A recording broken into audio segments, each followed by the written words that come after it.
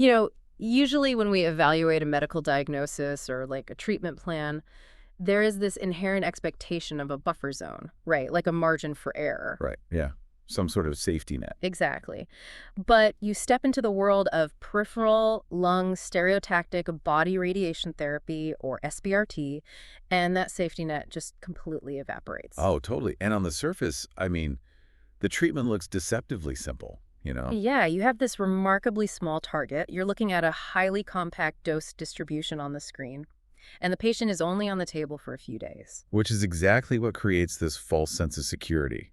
The visual elegance of a concentrated ablative dose on a planning screen. It can really mask the sheer radiobiological violence of what we're actually doing. And that's the core paradox we're tackling today for you all listening. Because the target is small and the treatment course is so short, errors just aren't diluted. Right, they aren't averaged out. Exactly. A microscopic geometric miss or an unrecognized exposure to a serial organ, it isn't averaged out over 30 or 40 daily fractions. Every single fraction carries a massive permanent biological effect. Yeah, when you delivered ablative doses, often exceeding, 15 to 18 grays per fraction, you completely break the standard linear quadratic model of cell death. You're not just causing DNA double-strand breaks anymore. No, not at all. You are inducing severe vascular endothelial damage. You're triggering the ceramide pathway and causing rapid tumor vasculature collapse. Which is incredibly effective against the tumor. Oh, incredibly. But it's equally destructive to whatever healthy tissue happens to sit in the crosshairs. You just don't have the luxury of the law of averages here. Welcome back to Rad-On Smart Review Thoracic Edition. Today we are tearing apart the mechanics, the physical evidence, and the clinical traps of routine peripheral lung SBRT. And to keep us grounded, we're going to anchor every single decision today in a specific patient scenario. Yeah, let's set the parameters for the case. We're looking at a patient with biopsy-confirmed, clinically node-negative, non-metastatic, non-small cell lung cancer. Okay, pretty standard starting point. Right. And the multidisciplinary team, including thoracic surgery, has formally determined this patient is medically inoperable. Got it. Diagnostic imaging shows a peripheral lesion. During simulation, we observed that the tumor moves with respiration, and the motion-inclusive target actually approaches the chest wall. Ah, approaching the chest wall. That's a crucial detail. Yes, but crucially, it does not contact any central serial organs. So it remains safely away from the proximal bronchial tree, the esophagus, the great vessels, the heart, the spinal canal, and the brachial plexus. That really is the archetypal presentation for this routine pathway. So our overarching mission for this discussion, is straightforward but rigorous. Can we deliver routine peripheral SBRT for this specific patient with reliable target coverage, acceptable chest wall exposure, an incredibly compact intermediate dose falloff, and verifiable image guidance? It's a great mission. And the clinical danger is treating that mission as just a software exercise. Oh, absolutely. The resident level mistake is to pull a familiar dose off a menu and just start contouring. But the attending level approach starts before the patient even reaches the CT scanner. We have to definitively verify candidate viability. I always approach candidate viability by separating the clinical assessment into 4 distinct judgments. It is so easy for trainees to conflate them. We have to isolate anatomic stage, medical operability, surgical resectability, and radiation feasibility. I completely agree with that breakdown. Let's Yeah. isolate them for the listeners. So anatomic stage is purely descriptive, right? What do the PT-CT, the brain MRI, and the biopsy tell us about the geographic extent of the disease using AJCC version lay? Right, just the geography. Exactly. Then, medical operability is an assessment of the host physiology. Like, can this patient's cardiopulmonary reserve actually tolerate a lobectomy and the subsequent recovery? Which is different from surgical resectability, which is purely technical, as in, can the surgeon physically extract this tumor with negative margins? Exactly. Which brings us to your 4th judgment, radiation feasibility. And I really want to push back on a widespread assumption here, because I see referrals all the time where a patient is deemed, quote, medically inoperable by surgery, and everyone just immediately assumes SBRT is the default fallback. Oh yeah, the automatic default. Right. But inoperability does not automatically equate to SBRT safety. It certainly doesn't. I mean, a patient might be medically inoperable due to severe baseline hypoxia or severe pulmonary hypertension, or probably most terrifyingly, interstitial lung disease. Right, ILD. Yeah, ILD. If a patient has an active fibrotic process in their lungs, delivering an ablative dose of radiation can trigger a cascading fatal pneumonitis. The mechanism there is just brutal. Like in a healthy lung, radiation damages type I pneumocytes and the body compensates. But in an ILD patient, their baseline reserve is already completely depleted. Right, they have no buffer. Exactly. So the radiation triggers this massive cytokine release interleukin-6, TNF-alpha, TGF-beta, which hyperactivates fibroblasts in a lung environment that is already primed for unchecked fibrogenesis. It's a disaster waiting to happen. You can have a dosimetrically perfect plan on your screen and still cause a fatal acute exacerbation of their ILD. Which is why you can't substitute an elegant treatment plan for a rigorous baseline risk assessment. You must review their pulmonary function tests. You have to look for subclinical interstitial abnormalities on the diagnostic high-resolution CT. And you must investigate any prior overlapping thoracic radiation, too. Definitely. If any of those factors are present, this patient immediately falls out of our routine peripheral pathway and moves into a highly customized high-risk framework. And we also have to confirm there's no hidden metastatic disease. I know it sounds basic, but hyperfocusing on the primary lung nodule is a real cognitive trap. Oh, I've seen it happen. You're busy calculating SBRT feasibility, but you completely ignore the mildly FDG avid mediastinal node or, the indeterminate adrenal lesion. Right. And if you fail to resolve those suspicious findings, you risk delivering a highly intense, focal curative intent therapy to a patient who actually just requires systemic palliation. It changes the entire paradigm. So the board-level standard for you all listening is absolute documentation. Current stage verified, suspicious nodes resolved, multidisciplinary inoperability confirmed, and physiological feasibility established. So let's apply that to our case anchor. Our patient with the chest wall adjacent lesion has been properly staged. The biopsy is positive. Right. They're medically inoperable due to poor FEV1, let's say, but they do not have ILD.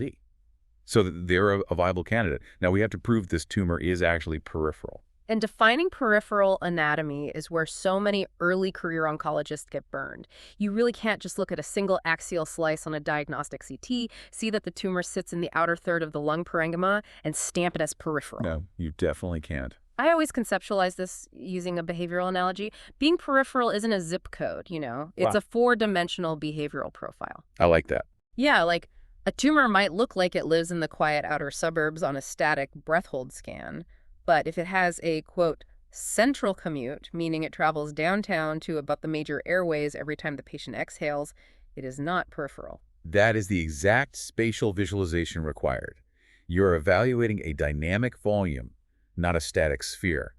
To rule out that central commute, you must scroll through the visible tumor, the internal motion envelope, and the final planning target volume across all three planes. Axial, sagittal, and coronal. Exactly. And across the entire respiratory cycle. And we're checking its proximity to what, specifically? Like, what are the red lines? The no-fly zones. So that's the proximal bronchial tree, the trachea, the esophagus, the great vessels, the heart, the spinal canal, and the brachial plexus. Got it. If the motion envelope of that tumor, plus your necessary setup margins, physically touches any of those central serial structures at any point during the respiratory cycle, it is a central tumor. So it's really a binary decision. It either fits the routine peripheral protocol or it doesn't. Right. And if it touches the central airways, we have historical data showing exactly what happens if you treat it like a peripheral tumor. We saw catastrophic, sometimes fatal toxicities like severe hemoptysis and airway necrosis when early SBRT trials extended aggressive 3-fraction regimens too close to the mediastinum. Which is exactly why we rely on our two major evidence anchors to define what is safe and effective in the true periphery, which are the Chisel trial and RTG0236. Let's break down the radiobiology of why those trials matter for a second.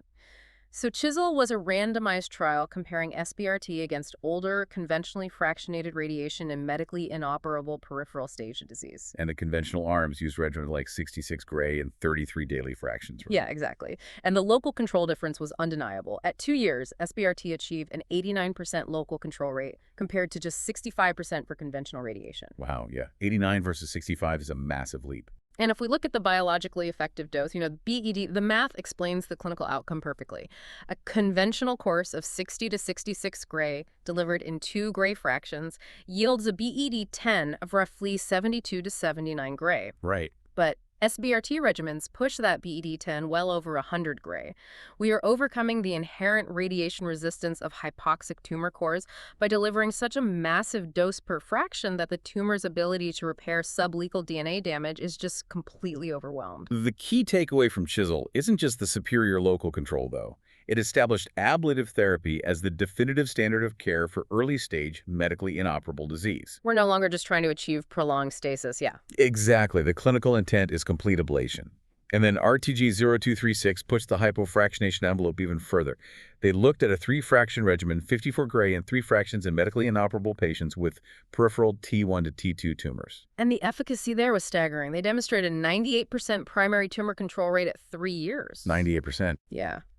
And most importantly, in that strictly defined peripheral cohort, there was 0 grade 5 toxicity. No treatment-related deaths. But, and this is important, there's a massive historic caveat to RTG-0236 that we have to clarify for the listeners regarding how that dose was actually calculated. Yes, the dose calculation algorithms. RTOG-0236 was planned using older type A algorithms, often pencil beam models, which did not account for modern tissue heterogeneity corrections. Let's dive into the physics of that for a second, because it fundamentally changes how we prescribe today. Okay, yeah. So the lung is mostly air, right? With a density around 0.25 grams per cubic centimeter. Solid tumor and muscle are essentially water density around 1.0. Right. Older algorithms calculated dose as if the entire chest were a solid block of water.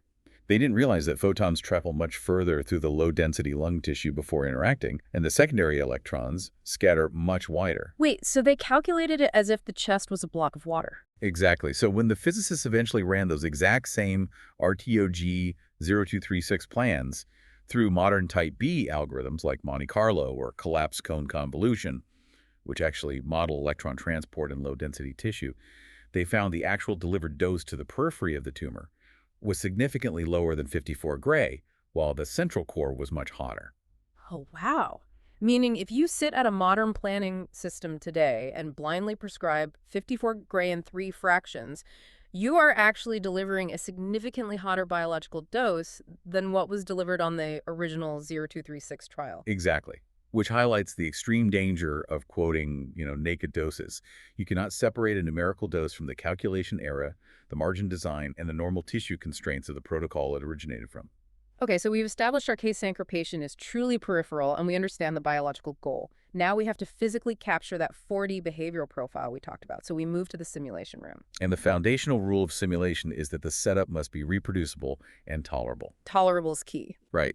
You can design an immobilization device that holds the patient with sub-millimeter rigidity, but if the patient's shoulder is screaming in pain by minute 5, they will systematically drift out of alignment during the actual treatment beam delivery. Yeah, it's an issue of practical geometry versus clinical reality. We use thin slice CT, typically 1 to 2 millimeter slices, to ensure high spatial resolution. And because our patient's tumor moves with respiration, a 4D CT scan is an absolute non-negotiable mandate if we are using a free breathing strategy. And that 4D CT is not just a tool to generate a pretty composite image. It is an analytical data set used to expose physiological irregularities. You're auditing their breathing, essentially. Exactly. You are auditing the patient's respiratory rhythm. You're looking for sorting artifacts where the scanner stitched 2 mismatched breathing cycles together, creating a false image of the tumor breaking in half. And to audit that motion, we rely on 2 highly specific data sets derived from the 4D scan: the maximum intensity projection, or MIP, and the average intensity dataset. And I see a lot of confusion regarding which one does what. So let's start with the MIP. The MIP algorithm takes every respiratory phase from the 4D scan, looks at every single voxel, and displays only the highest Hounsfield unit, the brightest pixel across the entire breathing cycle. Right. So for a dense, solid parenchymal tumor surrounded by dark air, the MIP creates a beautiful smeared silhouette showing exactly where that tumor traveled. It is incredibly useful for contouring the motion envelope.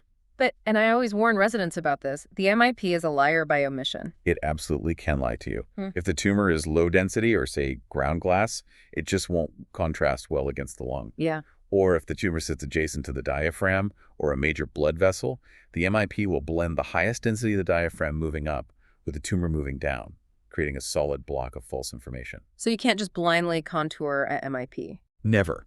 You must cross-reference your contour against the individual phase-resolved SIN images to confirm the tumor actually occupies that entire space. And once we have that motion envelope contoured, we hand the plan to dosimetry for the physical dose calculation, but they don't calculate on the MIP. They use the average intensity data set. Why is that? Well, because radiation is delivered dynamically over several minutes while the patient is actively breathing. Right. The beam path is constantly encountering shifting densities, expanding lung, moving ribs, shifting tumor. The average data set averages the Hounsfield units at every voxel across all respiratory phases. It provides the calculation algorithm with the most mathematically accurate representation of the composite electron density environment the photon beam will actually experience. That makes total sense. But what happens when the 4D scan is just a mess? Like you're at the console, the patient is gasping, the breathing trace is totally chaotic, and the tumor looks like it's teleporting erratically across the screen due to stitching artifacts. The only acceptable clinical decision there is to stop. You do not proceed. Because the temptation is always to just draw a massive margin around the artifact and assume you've covered it. Right. Oh, yeah. But that is the definition of false precision. Building an ablative, highly conformal target on a corrupted motion dataset guarantees a geographic miss. Yeah. You go back into the room, you recoach the patient on diaphragmatic breathing, you reacquire the scan, and if free breathing is fundamentally flawed for this patient, you pivot your entire strategy to breath hold or abdominal compression. Motion quality assurance is a strict prerequisite, not an afterthought. Now, sometimes, to help visualize a poorly defined tumor, we'll fuse a diagnostic PE scan to the planning CT. But we really need to be incredibly careful with rigid image fusion in a mobile thorax. Image fusion provides evidence, but not absolute truth. Right. If you execute a rigid registration aligning the thoracic spine, the anatomy near the spine will be perfect. But a mobile lower lobe lesion might be displaced by 3 centimeters between the PE scan and your simulation scan, simply because the patient was in a different respiratory baseline. So the PE avidity map should inform your understanding, but it must never physically pull your contour away from the visible soft tissue mass on the actual high-resolution planning scan. Exactly. All right, so let's say the simulation is pristine, we have accurate motion data, now it's time to draw the boundaries. We have to establish the target hierarchy for our case anchor. I actually use the mnemonic VIP for this. Visible tumor, internal motion, and planning margins. I love that. That translates perfectly to our standard nomenclature. So V is the visible tumor, the gross tumor volume, or GTV. You contour exactly what you can see on the lung and mediastinal window settings. Then we account for the I, the internal motion. Right. In a free-breathing 4D workflow, this becomes the internal target volume, or ITV.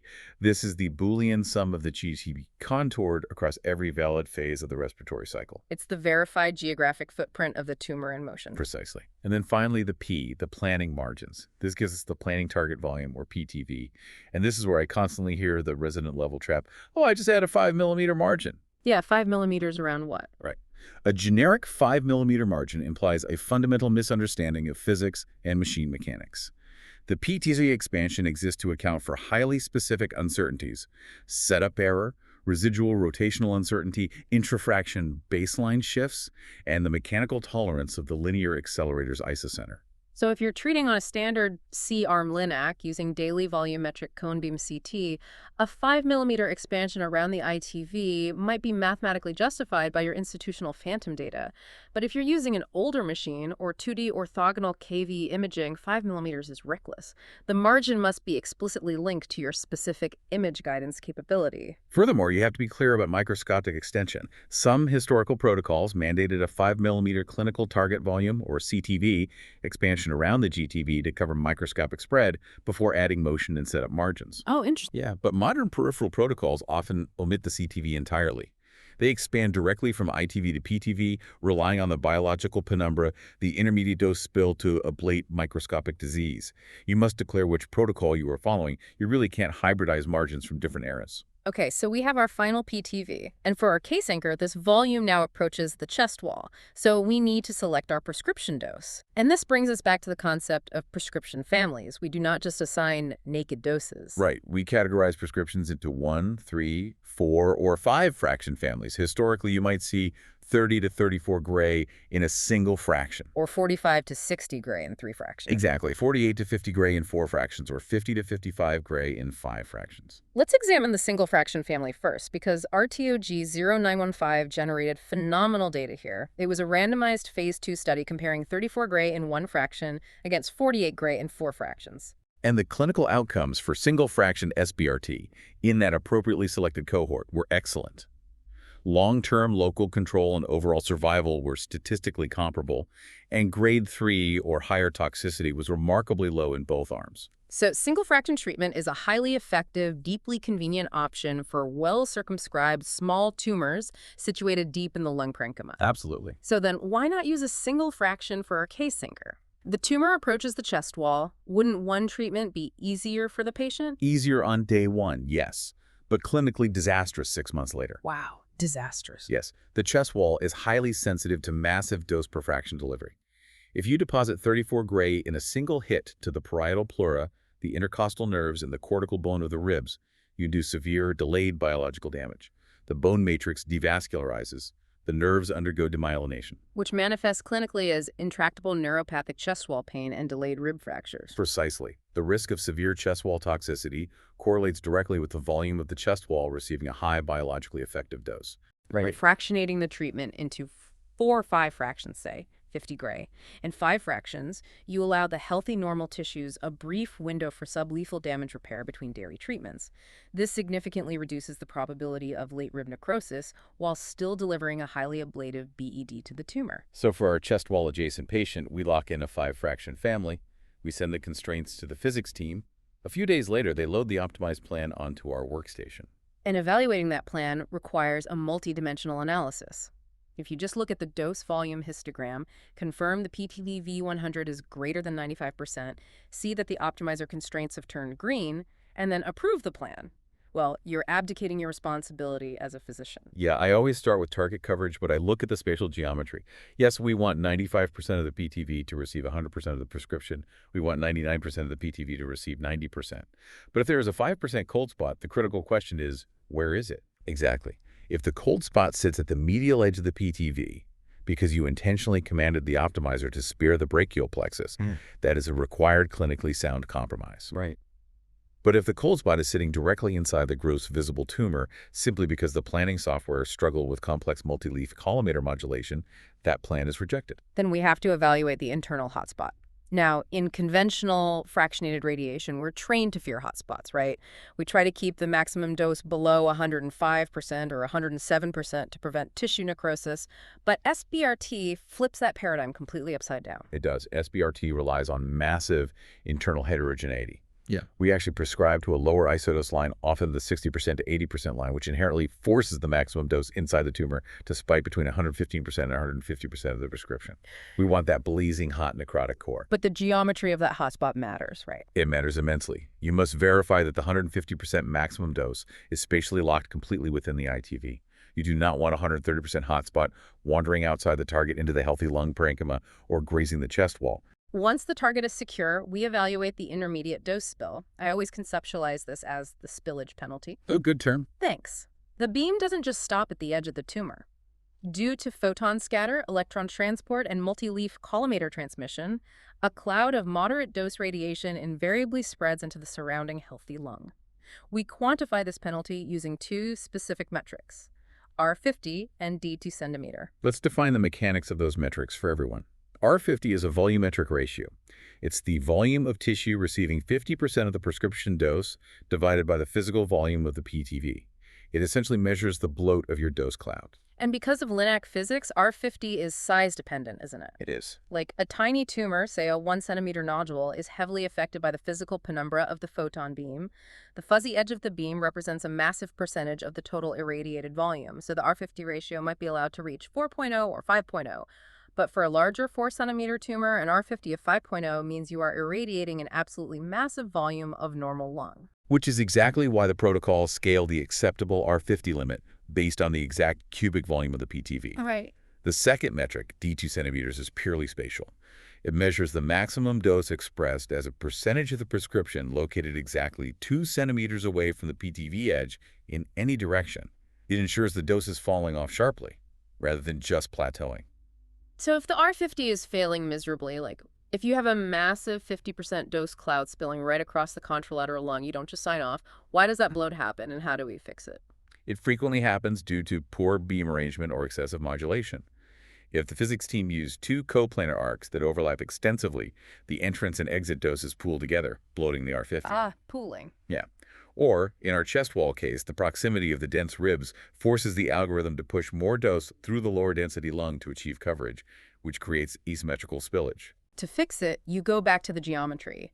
You add non-coplanar beams to spread the entrance dose across a wider arc of normal tissue, reducing the pooling effect.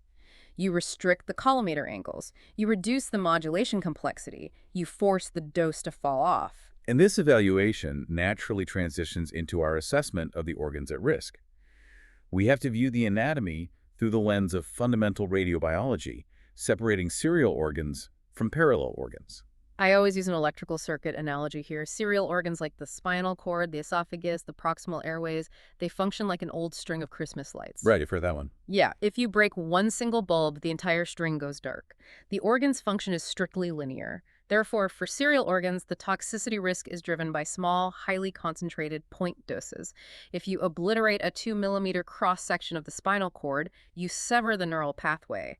The patient is paralyzed. That is why we evaluate serial organs using absolute maximum point doses or extremely small volumetric limits, like the D0.03 cc. And you must use the constraint table that matches your specific fractionation family. Crucial point. Yeah, a spinal cord constraint proven safe for 5 fractions is absolutely lethal if applied to a 3-fraction plan.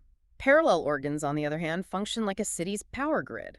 The lungs and the liver have highly distributed functional subunits. If you knock out one substation, the rest of the city stays lit. So for parallel organs, we evaluate the broad volumetric exposure. We look at the mean lung dose and the lung V20, which is the volume of the total lung receiving 20 gray. These metrics predict the risk of symptomatic radiation pneumonitis. But the source material provides a massive clinical warning regarding those numbers. A low V20 on your spreadsheet is not a universal guarantee of safety. No, because the dose-volume histogram cannot read the patient's medical history. Exactly. If your patient has an acceptable lung V20 of 5%, but they are currently on concurrent immunotherapy or they have subclinical pulmonary fibrosis, their biological risk of developing grade 3 pneumonitis is exponentially higher than the mathematical model predicts. The DVH is a physical model, but you are treating a biological system. And for our case anchor, we have to address the chest wall. The tumor is abutting the pleura. We chose a 5-fraction family to mitigate risk, but we're still delivering a massive dose to those ribs. It's a calculated trade-off. There is no zero-dose solution when the tumor physically touches the organ at risk. Right, you can't just bend physics. Exactly. If you try to artificially sculpt the dose away from the chest wall, you will inevitably underdose the peripheral edge of the GTV, ensuring a local recurrence. The priority is durable, curative ablation of the tumor. We accept the calculated risk of delayed rib fracture and mitigate it through fractionation and careful beam geometry. Okay, so the plan is mathematically flawless. The R50 is tight, the constraints are met, now we have to execute. Can the treatment room physically reproduce the dose cloud we designed? And that's where image-guided radiation therapy, or IGRT, comes in. It's not an optional accessory. It is the final critical step of the prescription itself. We utilize volumetric cone beam CT at the machine immediately prior to beam delivery. And the alignment strategy is vital. You cannot just match the cortical outline of the ribs and the vertebral bodies and assume the lung tumor is in the crosshairs. Bony anatomy is a surrogate for setup, but it is not the target. Exactly. The patient's respiratory baseline can shift dramatically day to day. Their diaphragm might be resting higher due to gas in the stomach. A small pocket of atelectasis might have collapsed, pulling the tumor inferiorly. If you align to the bones, the tumor might physically sit outside your carefully designed PTV. You must localize the soft tissue tumor itself, or a highly validated surrogate like an implanted fiducial marker. This requires strict adaptation triggers. Let's say on fraction 1, the patient is on the table, the cone beam CT is acquired, and you observe that the tumor is repeatedly moving outside your planned ITV motion envelope. Like, it's excursioning much lower than it did at simulation. The most dangerous instinct there is the desire to just fix it at the console by applying a 3-dimensional couch shift to case the tumor into the center of the beam. Why is chasing it dangerous? Because if the motion amplitude has fundamentally changed, shifting the isocenter based on a single snapshot guarantees you will miss the tumor during the opposite phase of the respiratory cycle. Right. If the tumor is moving outside the envelope, you stop. You pause the treatment. You investigate the root cause. Are they breathing erratically because they are anxious? Can we recoach them? And if it is a true anatomical baseline shift, you just abort the fraction. Yes. A dosimetrically elegant plan that cannot be delivered reproducibly is a failed plan. You take the patient off the table, you acquire a new 4D simulation scan, you evaluate the new geometry, and you replan the treatment. You never treat through geometrical uncertainty in SBRT. So assuming the delivery goes perfectly, we move to the aftermath. What do we tell our patient to expect? Toxicity counseling must differentiate between acute and delayed effects. Early effects, which occur during the 5 fractions or in the weeks immediately following, are generally mild. The patient will likely experience systemic fatigue. They may develop a transient dry cough, mild dyspnea, or localized chest discomfort due to acute pleural irritation. The delayed effects are where the diagnostic challenge lies. Let's talk about radiation pneumonitis. It typically manifests 3 to 6 months post-treatment.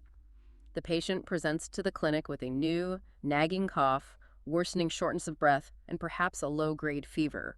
The clinical presentation is entirely nonspecific. It mimics a bacterial pulmonary infection, a pulmonary embolism, a COPD exacerbation, or a viral pneumonia. So how do you definitively diagnose radiation pneumonitis? You diagnose it spatially. You pull up their current diagnostic CT scan, and you directly overlay your SBRT dose distribution. Oh, that's smart. Yeah, radiation pneumonitis is a local mechanical injury. The ground glass opacities in the consolidation on the scan should strictly respect the high-dose physical boundaries of your radiation field.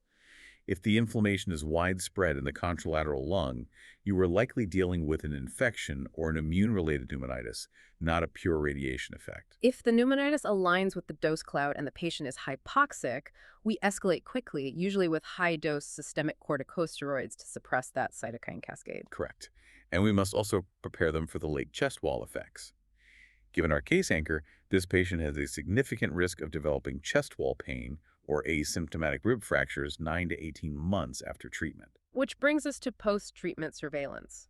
How do we monitor for recurrence without triggering false alarms? Surveillance is firmly rooted in serial CT imaging, typically every 3 to 6 months initially. And I have to emphasize a point on imaging modalities here. Referring providers constantly want to order a PT-CT scan at the 3-month mark to see if the cancer is gone. Ordering a routine PTC shortly after lung SBRT will cause profound clinical anxiety. So much anxiety. The massive radiation dose incites intense, localized inflammation and macrophage infiltration. That inflammatory tissue is highly metabolically active. It will consume FDG rapidly, lighting up brilliantly on a PET scan for up to 2 years post-treatment. So a bright spot on a post-SBRT PT scan is far more likely to be a radiation scar than a local recurrence. Exactly. Even on standard CT, evolving radiation fibrosis can easily mimic a recurring tumor. It often presents as a dense, solid consolidation in the exact location of the original mass. You cannot diagnose a local failure based on a single scan. You have to analyze the morphological trend over time. Is the density steadily expanding across multiple scans? Is it bulging into adjacent structures? If a local recurrence is strongly suspected based on high-risk morphological features, tissue confirmation via biopsy is strongly preferred before initiating any salvage therapy, provided the biopsy is safe and will definitively alter management. Salvage options like surgery or radiofrequency ablation exist for highly selected patients. But reirradiation with a second course of SBRT is a massive, high-risk undertaking that requires calculating complex cumulative BED overlays. It is never a routine endeavor. Well, we've covered the entire pathway. Let's consolidate this management logic into the rapid review and board blitz. I will present 3 common oral board traps, and you dismantle them. All right, I'm ready. Trap number 1, identifying a tumor as peripheral based on a single axial image. The faulty logic is the mass sits in the lateral lung parenchyma on this slice, therefore it is peripheral, and I will prescribe my standard short-course regimen. That approach is fundamentally unsafe. The tumor might physically abort a central serial organ, like the proximal airway or the brachial plexus, in a different plane or during a specific phase of the respiratory cycle. The clinical correction is to rigorously review the entire GTV, ITV, and PTV across all 3 planes, throughout the full 4D motion envelope, verifying clearance from all central no-fly zones. Trap number 2, quoting a naked dose. The faulty logic is stating, I prescribe 54 gray in 3 fractions. without any further context. A dose without contextual parameters is medically meaningless. A historic 54-gray prescription calculated with a type A algorithm is biologically distinct from 54-gray calculated with modern Monte Carlo heterogeneity corrections. The correction is to explicitly declare the fractionation family, the specific prescription convention, the target coverage requirements, and the dose calculation algorithm being utilized. Trap number 3, approving a plan based solely on target coverage while ignoring deliverability. The faulty logic is the PTV V100 is 95%, the constraints are green, the plan is approved. That is unsafe because excellent PTV coverage can easily mask a massive intermediate dose spill, dangerous point doses to serial organs, or highly modulated beam geometries that are mechanically impossible to reproduce on the treatment table. The correction is to evaluate the plan multidimensionally, analyze the R50, the D2 centimeter, the spatial containment of the internal hotspot, and the robustness of the required image guidance workflow. Excellent. Now for the 6 high-yield board pearls. Let's fire through them. Pearl 1. Peripheral is not a static anatomical label. It is a 4D behavioral risk assignment. Pearl 2. Adhere strictly to the target hierarchy, GTV to verified ITV, then to a protocol-defined PTV. Never borrow margins from differing image guidance eras. Pearl 3. The maximum intensity projection is a tool for motion contouring, but must be audited against individual respiratory phases to detect artifact. The average intensity dataset is mandatory for accurate tissue heterogeneity dose calculation. Pearl 4. Select a prescription family 1, 3, 4, or 5 fractions based on tumor size, motion amplitude, and adjacency to structures like the chest wall. Pearl 5. Plan quality requires a holistic geometric assessment. Coverage, intermediate dose falloff, hotspot containment, and serial organ limits carry equal weight. Pearl 6. Image guidance is the ultimate enforcer of the prescription. If the tumor motion is not reproducible on the table, you must stop, reassess, and replan. To finish the board blitz, I am going to pose 3 rapid-fire clinical scenarios to you, the listener. Think through your management strategy before we provide the rationale. Question 1. In a free-breathing peripheral lung SBRT workflow, define the mechanical purpose of the GTV, ITV, and PTV. Then differentiate the physical roles of the maximum intensity projection versus the average intensity CT dataset. The GTV defines the visible macroscopic tumor. The ITV encompasses the verified physical excursion of that tumor across all phases of the 4D respiratory cycle. The PTV provides a statistical buffer accounting for daily setup variations and machine mechanical tolerances. The MIP visualizes the cumulative motion envelope to aid contouring, but is susceptible to density artifacts. The average dataset models the composite electron density of the breathing thorax, providing the mathematical foundation for the physical dose calculation. Question 2. During your final slice-by-slice contour review prior to plan optimization, you discover that the motion-inclusive PTV physically contacts a proximal airway structure that was not readily apparent on the initial diagnostic imaging. What is your immediate next step? Do you artificially tighten the airway constraint in the software optimizer, intentionally underdose the PTV to spare the airway, or halt planning and escalate the case to a high-risk anatomic framework? You immediately halt planning and escalate to a high-risk framework. This patient is no longer on the routine peripheral pathway. You cannot solve a fundamental anatomical conflict by simply tweaking a software constraint or quietly accepting a massive cold spot in your curative target. You must formally reassess the fractionation strategy, the normal tissue constraints, and the informed consent process. Question 3. Your physical plan demonstrates excellent target coverage, but the R50 and D2 centimeter metrics are failing significantly, indicating a massive intermediate dose spill. On day 1 of treatment, the volumetric cone beam CT reveals the tumor is repeatedly moving outside your planned ITV due to irregular diaphragmatic breathing. Do you proceed with treatment because the theoretical plan coverage was excellent? Do you treat but document the excursion in the chart? Or do you abort the fraction, reassess motion validity, and initiate a replan? You unequivocally aborted the fraction, reassess, and replan. Flawless mathematical coverage on a computer cannot compensate for an invalid, irreproducible motion envelope in reality. Documenting a known exception in the medical record does not protect the patient from a geographical miss or a catastrophic toxicity. You must identify the root cause of the baseline shift, reestablish motion control, and reoptimize the beam geometry to resolve the failing R50. I want to leave you with one final thought before we wrap up, looking toward the horizon of thoracic oncology. We spend all this time managing motion and managing normal tissue toxicity over a 5-day course, But the radiobiology of SBRT is currently being challenged by the advent of LSH radiotherapy. Oh, felt lash is fascinating. Right. Imagine delivering that entire ablative dose in under 500 milliseconds. In a fraction of a single second, the beam triggers massive, localized oxygen depletion, theoretically sparing the normal lung parenchyma from toxicity while completely destroying the tumor. It effectively eliminates the respiratory motion problem because the treatment is faster than a single breath. The physics are staggering, and it highlights just how rapidly this field is evolving. It is a profound reminder that the protocols we consider standard today are just waypoints on the continuum of technological advancement. But until those technologies mature, rigorous execution of our current physical and biological principles is what keeps our patients safe. A short treatment course must never excuse a short thought process.